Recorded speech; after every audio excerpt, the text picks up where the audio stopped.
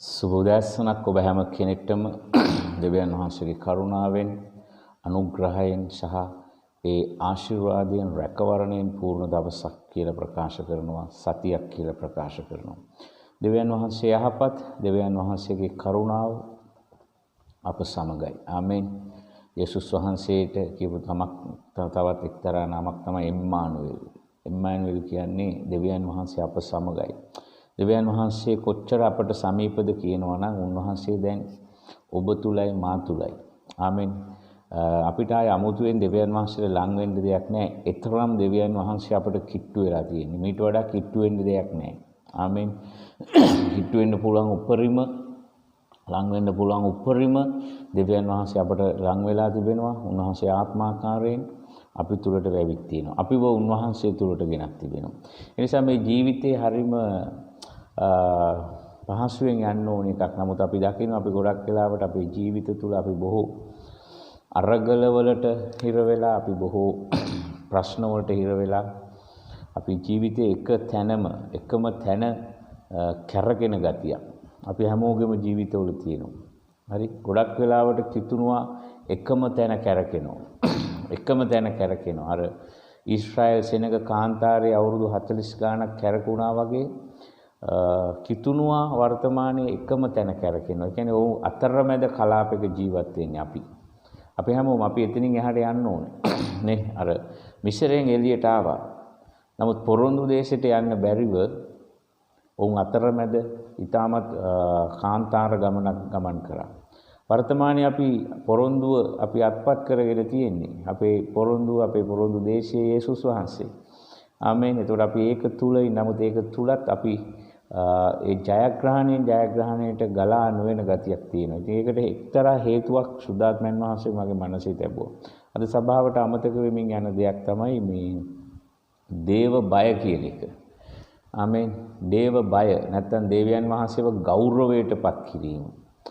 ඔක්කොම දෙවියන් වහන්සේලාව තමන්ගේ දේවල් කරගන්න උත්සාහ කරනවා විනා දෙවියන් වහන්සේව ගෞරවයටපත් කරන්න, දෙවියන් වහන්සේව මහිමයටපත් කරන්න, දෙවියන් වහන්සේගේ කැමැත්ත කරන්න, දෙවියන් වහන්සේට යටහත් වෙන්න, මෙවැනි කාරණා සබාව තුලින්, කිතුණුවාගේ ජීවිත තුලින් ගිලිහෙමින් පවතින කාලයක්.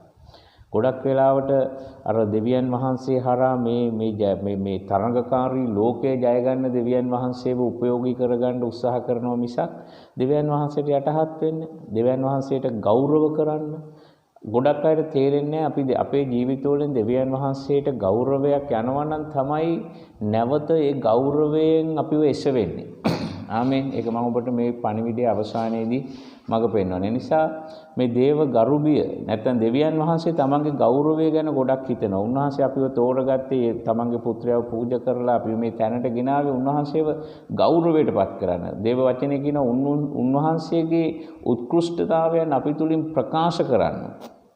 නමුත් අද වෙනකොට දේව බය කියන එක, දෙවියන් වහන්සේට යටහත් වීම වගේ කාරණා එතරම් වැදගත් නැති තැනකට ඇවිල්ලා තිබුණා. නමුත් ඒවා තමයි ක්‍රිස්තියානි ජීවිතයේ වැදගත්ම කාරණා. ආමෙන්. දෙවියන් වහන්සේගේ අභිමුඛයේ කාලය ගත කිරීම වගේ දේවල්.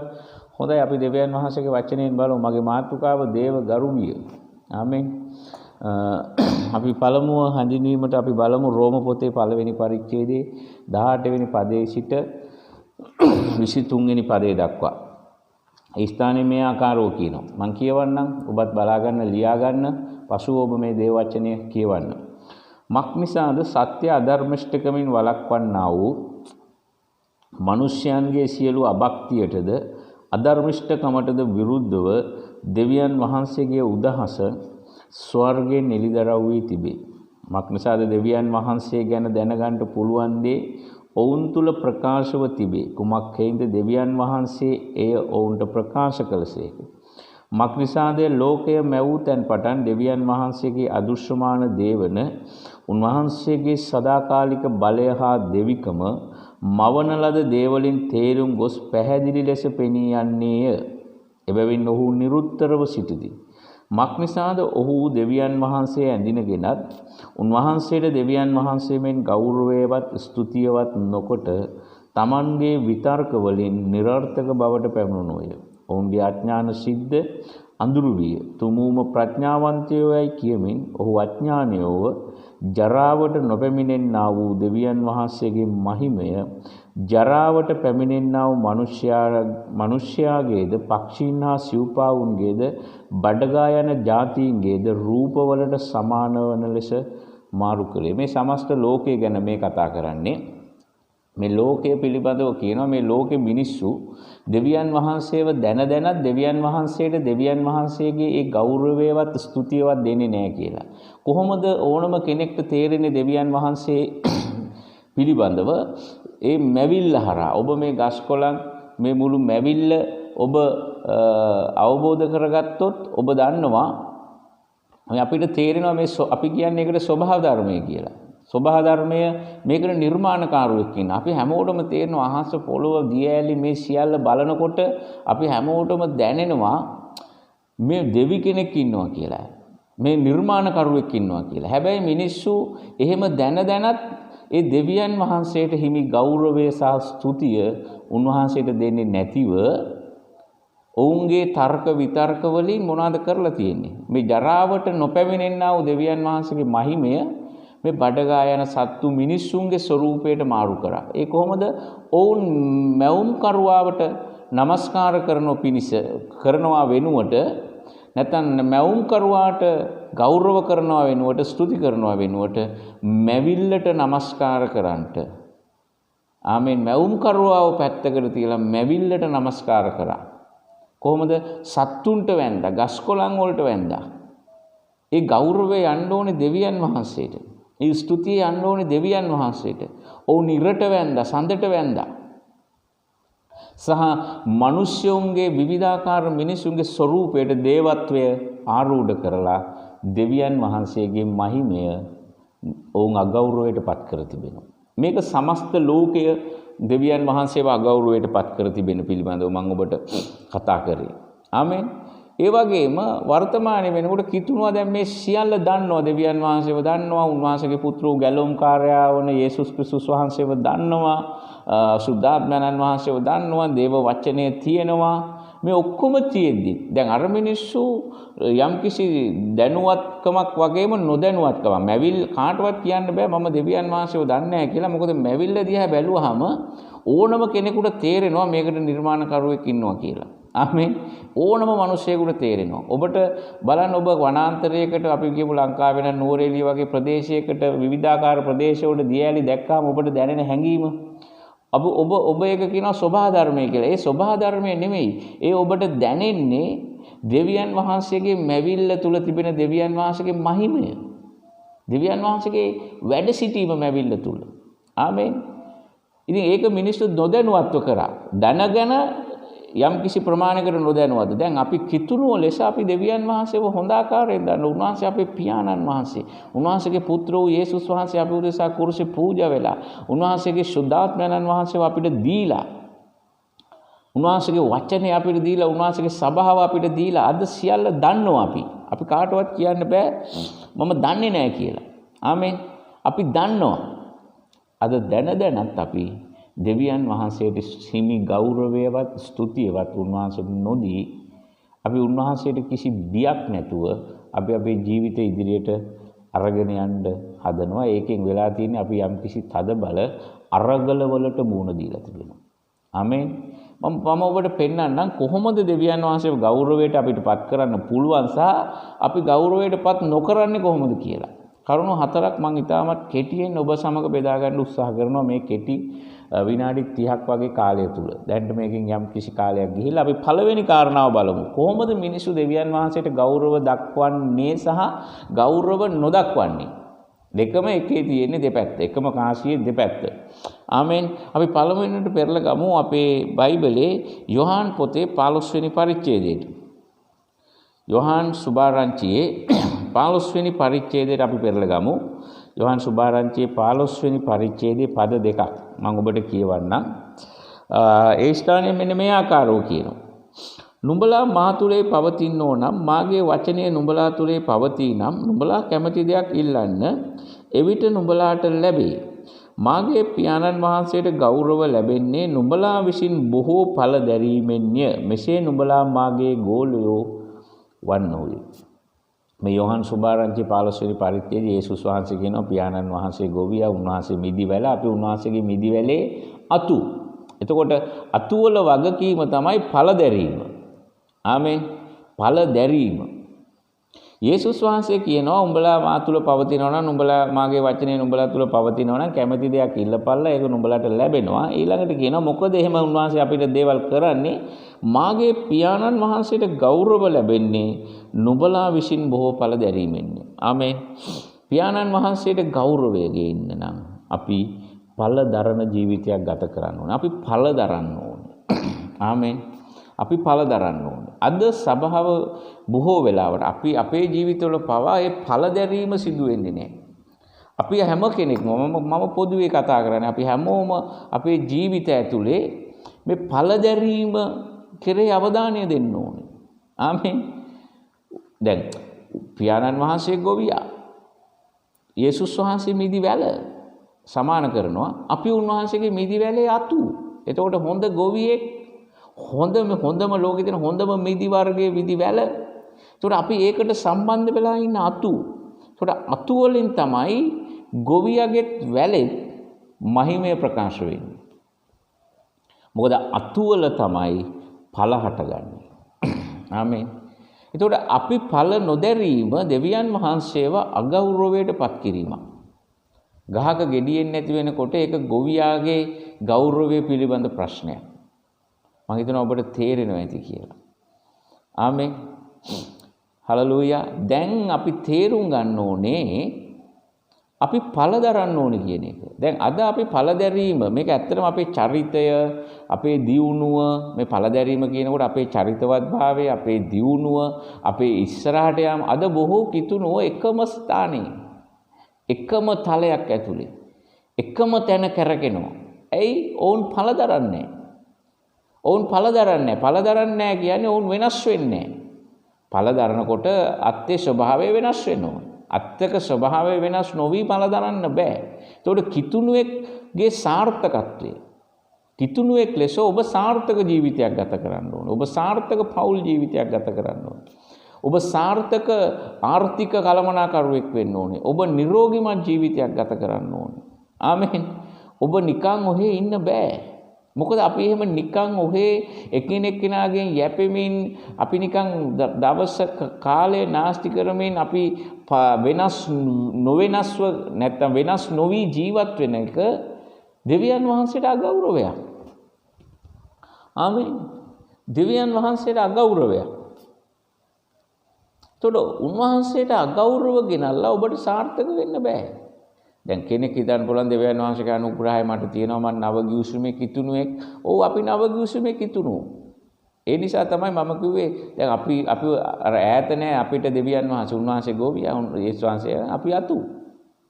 අපි නව ගිවිසුමේ කිතුණු. ඒ නිසා අපි බොහෝ ඵල දරන්න ඕන. පියාණන් වහන්සේට ගෞරවය එන්නේ අපි විසින් බොහෝ ඵල දැරීමෙන්. ඔබේ පවුල ඵල දරන්න ඕන, ඔබේ ආර්ථිකයේ ඵල දරන්න ඕන, ඔබේ ව්‍යාපාරයේ ඵල දරන්න ඕන. ආමෙන්. ඵල දරන්න බැරි නම් කරන්න තියෙන එකම දේ මොකක්ද? ඒක යන්නේ පැත්ත. දරඵල. නේ? දරඵලලා හරි ඵල දරන්න ඕනේ. ආමෙන්. දරඵලලා හරි කවන්නේ මිනිස්සු දියුණු වෙලා තමන්ගේ ජීවිතය තුළ ඒ දෙවියන් වහන්සේගේ මහිමය ප්‍රකාශ වෙන ජීවිතයක් ගත කරන්න ඕනේ.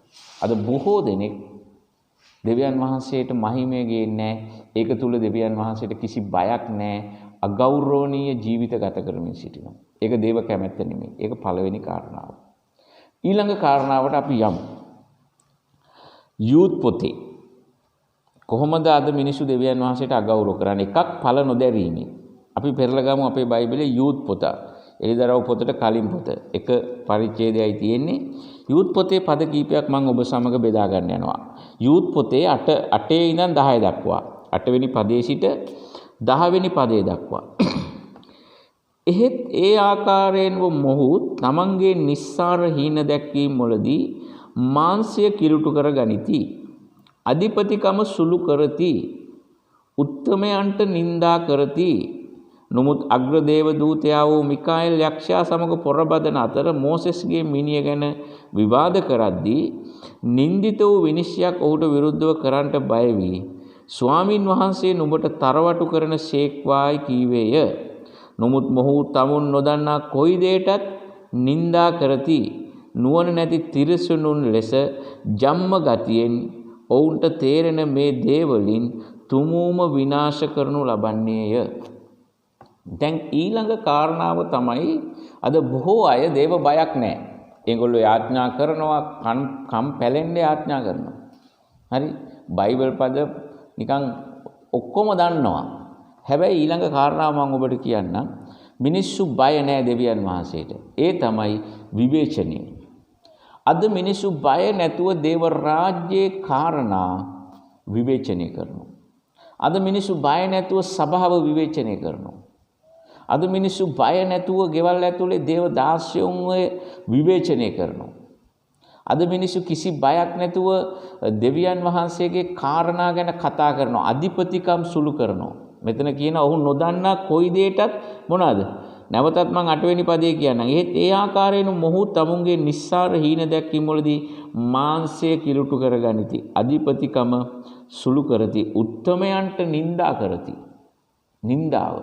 සභාවේ දේවදාසයන්ට මම කිසි දේවදාසයෙකුට විරුද්ධව කතා කරන්නේ. ඒක මගේ කොටස නෙමෙයි. ඒක මගේ කොටස නෙමෙයි. ඒක වැරදිලා වුණත් මම නැවත උන්වහන්සේ ඉදිරියේ ඒක හරි ගස්ස ගන්න. ආමෙන්. අපිට අයිති නෑ. අද මිනිස්සු බය නෑ. මිනිස්සු දෙවියන් වහන්සේට බය නැති නිසා දේවදාසයන්ව විවේචනය කරනවා. දෙවියන් වහන්සේගේ සභාව ක්‍රිස්තුස් වහන්සේ තමන්ගේ ජීවිතය දීලා මිලදී ගත්ත සභාව විවේචනය කරනවා. ඒකට විරුද්ධව වැඩ කරනවා. ඒක වටන්න වැඩ කරනවා. අද මිනිස්සු ගාව දේව බය නැහැ. ආමෙන්. දේව බය නැහැ. ආමෙන්. දැන් ඒගොල්ලෝ හිතනවා අපි ආරව කරනවා මේවා කරනවා අපි ආඥා කරනවා අපි බයිබලයේ දන්නවා. ඔබ දන්නේ නැහැ. විවේචනය අධිපතිකම් සුළු කරනවා. අපි පරිස්සම් වෙන්න ඕනේ. දෙවියන් වහන්සේගේ මුලාදෑනිකම් වලට විරුද්ධව අපි කතා කරන කල අපි පරිස්සම් වෙන්න ඕනේ. අපි මේ මුලාදෑනිකම් වලට විරුද්ධව කතා කරන හැම වෙලාවකම අපි කතා කරන්නේ දෙවියන් වහන්සේට විරුද්ධව. දැන් මෙතන උදාහරණයක් කියනවා මේ මිකායල් කියන්නේ අග්‍ර දේව දූතයා. එතකොට මෝසෙස් මැරුණු වෙලාවේ මිනිය සම්බන්ධව යක්ෂයා සහ දේව දූතයෝ අතර ප්‍රශ්නයක් ඇති වුණා. ඒක මොකක් හරි මෙතන එහෙම සඳහනක් තියෙනවා. ආමෙන්. එතකොට යක්ෂයා කියන්නේ ස්වර්ගයේ හිටපු අග්‍ර දේව දූතයන්ගෙන් කෙනෙක්. ඔහු තනතුරින් මිකායල් දේවදූතයාට වඩා උසස් කෙනෙක්. ඒ නිසා මේ විවාදයේදී දැන් මේ වෙනකොට ඔහු ස්වර්ගයෙන් වැටිලා ඔහු යක්ෂයෙක් වෙලා. හැබැයි මිකායල් ඔහුට නිന്ദා සහගත දෙයක් කරන්න අකමැතුව මෙතන හරි ලස්සනට කියනවා මෙහෙම 9 වෙනි පදේ නමුත් අග්‍ර දේව දූතයා වූ මිකායල් යක්ෂයා සමග පොරබදන අතර මෝසෙස්ගේ මිනිය ගැන විවාද කරද්දී නින්දිත වූ විනිශ්චයක් ඔහුට විරුද්ධව කරන්නට බය වී ස්වාමින් වහන්සේ නුඹට තරවටු කරන ශේක්වයි කීවේ. දැන් හිතන්න ඔහු ස්වර්ගයේ ඉඳලා වැටිලා දැන් යක්ෂයා. දැන් තාම මිකායල් අග්‍ර දේව දූතයා. නමුත් ඔහු වැටෙන්න ප්‍රථම මිකායල්ට වඩා ඉහළ හිටපු දේව දූතයෙක්. ඒ නිසා ඔහු ඒ අධිපතිකම නිසා ඔහුට නින්දිත විනිශ්චයක් නොකර ඔහුට කියන ස්වාමින් වහන්සේ නුඹට තරවටු කරන සීක්වයි. ඒකට මේ යක්ෂයාටම ඒ තිබුණු තනතුරට ඒ දෙවියන් වහන්සේගෙන් ඔහුට ලැබී තිබුණු තනතුරට අනිත් දේව දූතයෝ දේවල් ඔහේ කියෙව්වේ නැහැ. අද කිසි ලැජ්ජාවක් බයක් සැකක් නැතුව මිනිස්සු දෙවියන් වහන්සේගේ කාරණා මම මේ කතා කරන්නේ සභාවෙන් එහා අය ගැන නෙමෙයි සභාව ඇතුලේ අය ගැන බය නැතුව කිසි කීකරුකමක් කිසි යටහත්කමක් නැතුව හැසිරෙනවා. ඔබ දන්නවද ඔබ ඒ කරන්නේ දෙවියන් වහන්සේට අගෞරවයක් බව? ආමේ. ඔබ කරන්නේ දෙවියන් වහන්සේට අගෞරවයක්. යක්ෂයාටම පවා මිකායල් එහෙම කිව්වේ නැහැ. ඒ වෙනුවට දෙවියන් වහන්සේ නුඹට තරවටු කරන සේක්වා කියලා. අද මිනිස්සු කිසි බයක් සැකක් ලැජ්ජාවක් නැතුව දේව රාජ්‍ය විවේචනය කරනවා. දේව දාස්යන්ව විවේචනය කරනවා. දෙවියන් වහන්සේගේ දේවල් හොරකම් කරනවා. කිසි ගෞරවයක් නැහැ. ඔබ කතාව ඇතුලේ ඔබ දෙවියන් වහන්සේව ගෞරවයට පත් කරන්න ඕනේ. නිന്ദා සහගත දේවල් කතා කරන්න එපා. විවේචනය කරන්න එපා. අනවශ්‍ය විවේචන අවශ්‍ය නැහැ ඔබේ ජීවිතේට. ආමේන්. පළවෙනි දේ ඵල නොදැරීම දෙවියන් වහන්සේට අගෞරවයක්. දෙවෙනි එක උන්වහන්සේ විසින් පත් කර ඇති අධිපතිකම් මේ දේව රාජ්‍යයේ විවේචනය ඒවත් සුළු කිරීම ඒවට නිඳා කිරීම තුල ඔබ දෙවියන් වහන්සේව අගෞරවයට පත් කරනවා. තුන්වෙනි කාරණාව මූල්‍යමය ගෞරවය. හිතෝපදේශ 3:10 වෙනි පදයට අපි යමු. ආමේන්. හිතෝපදේශ පොතේ 3 වෙනි පරිච්ඡේදයට ඔබ පෙරලා ගන්න. හිතෝපදේශ 3 වෙනි පරිච්ඡේදය. හිතෝපදේශ 3:9-10. හිතෝපදේශ 3:9-10. නුඹේ සම්පතින්ද නුඹේ සියලු අස්වැන්නේ ප්‍රථම ඵලයෙන්ද ස්වාමින් වහන්සේට ගෞරව කරන්න. එවිට නුඹේ අටු බොහෝ දාන්නෙන් පිරෙන්නේ. නුඹේ මුද්‍රික යන්ත්‍රද අලුත් මුද්‍රික පානයෙන් ඉතිරෙන්නේ. ඊළඟට මිනිස්සු දෙවියන් වහන්සේට බය නැතුව අගෞරව කරන තැනක් තමයි මුදල්. ආමෙන්.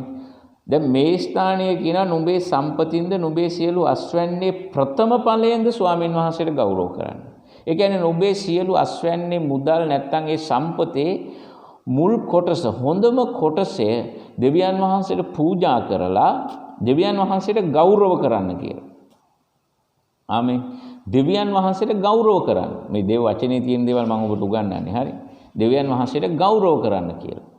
අද මිනිස්සු කිසි කැතක් නැතුව ඒ දෙවියන් වහන්සේට ගෞරව නොකර අද අපි මුදල් මතනේ අපේ සියලු දේ තියෙන්නේ. ආමෙන්. එතකොට මේ මුදල් වල කිසිම ගෞරවයක් දෙවියන් වහන්සේට නැහැ. ඔවුන් සල්ලි ගත්තාම ඒගොල්ලෝ කියන්නේ මේවා අපේ සල්ලි වගේ නිකන් සියල්ල මොනවාද? ඒගොල්ලෝ කැමති විදිහට වැඩ කරන්නේ. එතන මුල් කොටසකින් දෙවියන් වහන්සේට ගෞරව කරන්නේ නැහැ. ආමෙන්. දෙවියන් වහන්සේට ගෞරව කරන්න ඕනේ ඔබ. ඔබේ මුදල් වලින්. ආමෙන්. අද ඔබ අඩුම අපි ඉන්නේ අවම 10න් 1 ප්‍රතිපත්තියේ ඔබට අතට මුදල් ලැබුණු ගමන් ඔබට 10න් 1 වෙන් කරන්න ඕනේ කියන ඒ ගෞරවාන්විත හැඟීම ඔබට නැතිනම් ඔබ දෙවියන් වහන්සේට අගෞරව කරන මූල්‍යමය ශේෂ්ත්‍රය තුල. එවැනි අය බොහෝ වෙලාවට මූල්‍යමය වශයෙන් අගෞරවයටපත් වෙනවා. ආමෙන්. ඔබ ගෞරව කරොත් තමයි දෙවියන් වහන්සේ ඔබට ගෞරව කරන්නේ. ආමෙන්. ඔබ දැනගන්න ඕනේ දෙවියන් වහන්සේට ගරු කරන්න. ඔබ දැනගන්න ඕනේ දෙවියන් වහන්සේට බය වෙන්න. ඔබ දැනගන්න ඕනේ දෙවියන් වහන්සේට මුල් කොටස වෙන් කරන්න. අද කිසි බයක් නැහැ. මම කියන්නේ සියලු දෙනා කියලා. අද බොහෝ අය සමහර අය ඔවුන් හිතනවා සමහර අය මේ කාලේ මේ පාස්ටර්ට මොනවා හරි කරන්න මට කරන්න නෙමෙයි. මං ගැන දෙවියන් වහන්සේ බලයි. ඔබගේ මනසේ තියෙන්න ඕනේ මේ දෙවියන් වහන්සේට මගේ කොටස. ඒක සමහරට රුපියල් 10ක් 20ක් වෙන්න පුළුවන්. මෙතන මේ මුදල් වල ගාණ පිළිබඳ ප්‍රශ්නයක් නෙමෙයි. Tamanට ලැබෙන සෑම මුදලකම මුල් කොටසෙන් දෙවියන් වහන්සේට ගරු කරන්න. ආමේන්. මුල් කොටසෙන් දෙවියන් වහන්සේට ගරු කරන්න. අද මේ ගෞරවාන්විත තලයට කිතුණුවක් පැමිණිලා නැහැ. සමහර කිතුණු සමහර අය ඒක විශ්වාසවන්තව කරනවා. සමහර අය මේක හොඳට කරාට වැඩක් නැහැ. හොගාලා විවේචනය කරනවා. ඒතර විවේචනය කරාම පළ දරන්න බෑ. මේ එකකින් විතරක් යන්න බෑ. ඔබ 10න් 1 විතරක් දුන්නා කියලා ඔබේ සියල්ල හරියන්නේ නැහැ. ආමෙන් කෙනෙක් හිතන්න පුළුවන් මං දීලත් නැහැ. දීලා නම් ඔබ බලන්න ඔබේ කතාව ඔබ කිලුටු කරගෙනද?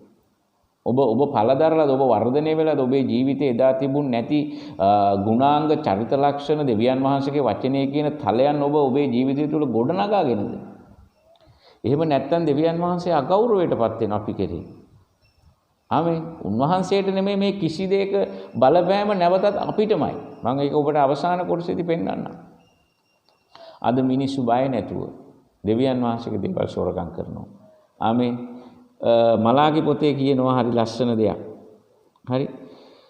මලාගි 3:7 ඉඳන් නුඹලාගේ පියවරුන්ගේ දවස්වල පටන් නුඹලා මාගේ නියෝග නොපවත්වා. එයින් අහක්ව ගියහුය. මා වෙතට හැරියෙන්න. මමත් නුඹලා වෙතට හැරියෙන්නේ. සේනාවල ස්වාමින් වහන්සේ කියනසේක. ඒත් අපි කෙසේ හැරියෙන්නේ මුදයි නුඹලා අසන්නෝය. මිනිස්සෙක් දෙවියන් වහන්සේගෙන් කොල්ල කනවා ඇද්ද? නුඹලා නම් මාගෙන් කොල්ල කන්නෝය. එහෙත් අපි කෙසේ ඔබ වහන්සේගෙන් කොල්ල කෑමුදයි නුඹලා අසන්නෝය. ඔතු වලින් සහ එසවීමේ පූජාවල. දෙවියන් වහන්සේ මලාකි පොතේ අවසානයේ කියනවා නුඹලා වාවෙදට එන්න මමත් එන්න. උඹලා මගෙන් හොරකම් කරනවා. මිනිස්සු අහන කොහොමද අපි ඔබෙන් හොරකම් කරන්නේ? දෙවියන්වහන්සේ කියනවා නුඹලා මට දෙන්න ඕනි දේ, මාව ගෞරවයටපත් කරන්න ඕනි දේ උඹලා දුන්නේ නැහැ. ඒවා උඹලා පාවිච්චි කරා. ආමෙන්. ඒවෙන් උඹලා දරුවන්ව පෝෂණය කරා. ඒවෙන් උඹලා දරුවන්ට දේවල් කරා. හැබැයි ඒ ගෞරවය ඔබට අමතක වෙලා. දෙවියන් වහන්සේට ගෞරව කරන්න ඔබේ මුදල් වලින්. දෙවනි කොටසෙන් ගෞරව කළ නොහැකි. දෙවනි කොටසේ ගෞරවයක් නැහැ. කවුරු හරි ඔලිම්පික් වල දෙවනියව කාටවත් මතක නැහැ. පළවෙනි කොටසේ තමයි ගෞරවය තියෙන්නේ. ආමෙන්. පළවෙනි එකේ ගෞරවය තියෙන්නේ. ඔබට මුදල් ලැබුණාම, ඔබ වැටුප ගත්තාම ඔබ මහන්සි වෙලා ඇති. ඒකෙන් දෙවියන් වහන්සේට ගරු කරන්න මුල් කොටසින්. අද ගොඩක් අය මේක අමතක වෙලා මූල්‍යමය වශයෙන් ඒ කොටස තුල, ඒ කොට්ටාශය තුලදී දෙවියන් වහන්සේට ගරු කරන්නේ. ආමෙන්. ඊළඟ එකට අපි යමු. යොහාන් සුභාරංචියටම අපි නැවතත් යමු. යොහාන් 17 වෙනි පරිච්ඡේදයේ 4 සහ 5 පද බලමු. යොහාන් 17 4 5. මේ යේසුස් වහන්සේගේ අවසාන කියන්නේ යාඥාව. උන්වහන්සේ කරා වූ යාඥාව. මේක ඉතා වැදගත් යාඥාව. මේක හැමදේම අඩංගුයි. මේක එක කොටසක් ඔබට මම කියන්නම්. ඔබ මට කරන්න දුන් වැඩ මම තීන්දුව කර පොළොවේදී ඔබ ගෞරවයට පැමිණවීමි. දැන් පියාණෙනි ලෝකයේ තිබෙන්න පළමුවෙන් ඔබ වෙත මට තිබුණු මහිමයෙන් ඔබ වෙත මා ගෞරවයට පැමිණෙව්ව මැනව. යේසුස් වහන්සේ කියනවා ඔබ වහන්සේ මට කරන්න දීපු වැඩ මම පොළොවේදී තීන්දුව කර මොනා කරාද? පොළොවේදී ඔබ ගෞරවයට පැමිණෙව්ව. ඔබ කවදා හරි ස්වර්ගයේ ගෞරවයක් හොයනවා නම් ඔබ පොළොවේදී දෙවියන් වහන්සේව ගෞරවයටපත් කරන්න. කොහොමද? පළදැරීමෙන්, නිවැරදි කතාවෙන් අධිපතිකම් සුළු නොකර ඉන්න, දෙවියන් වහන්සේගේ දේවල් සොරකම් නොකර ඉන්න, ඒ මූල්‍යමය ගෞරවය දක්වන්න සහ උන්වහන්සේගේ වැඩ සම්පූර්ණ කරන්න. අද කිතුණුව හැමදේම අසම්පූර්ණයි. ඔවුන් බාගෙට හැමදේම කරන්නේ.